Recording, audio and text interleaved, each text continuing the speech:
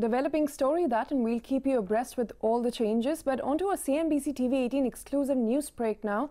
According to sources, the government has disbanded the high-level Indian-only auto panel.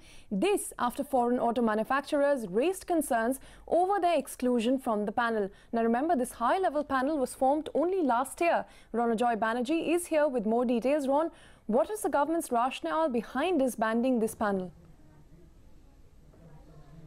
Well, I'll come to the rationale in just a bit, but make no mistake, this will come as a big source of relief for many of the foreign OEMs. Last year, as you rightly said, the government had formed a high-level panel which had representatives from the PMO, DIPP, Commerce Ministry, Heavy Industry Ministry.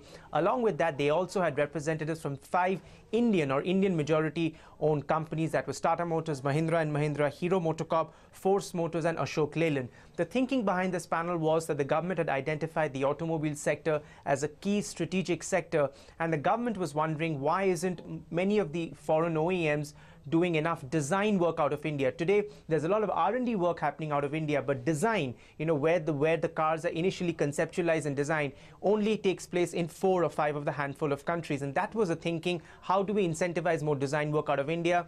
But as a result of which, inadvertently, what the government, what this policy did was, it created a lot of fear among foreign OEMs, and there was a thinking now that is there a Swadeshi versus Videshi debate or a differentiation that is being made by the government, and that is why many of the foreign OEMs were left out. Now, government has decided to completely do away and disband that informal panel that was created, and which would assuage many concerns, because soon after CNBC TV18 reported that there were representations made also to the government saying, are you inadvertently creating a divide within the industry? And that had led to a lot of mistrust also within the auto industry. It seems at this point, government realized what it may have done, and it may have led to some unforeseen consequences, as a result of which this Indian-only automobile panel has been disbanded. The government sources are now telling me that they will be taking views, suggestions and recommendations from all OEMs and not just Indian-owned companies. So big relief for foreign OEMs.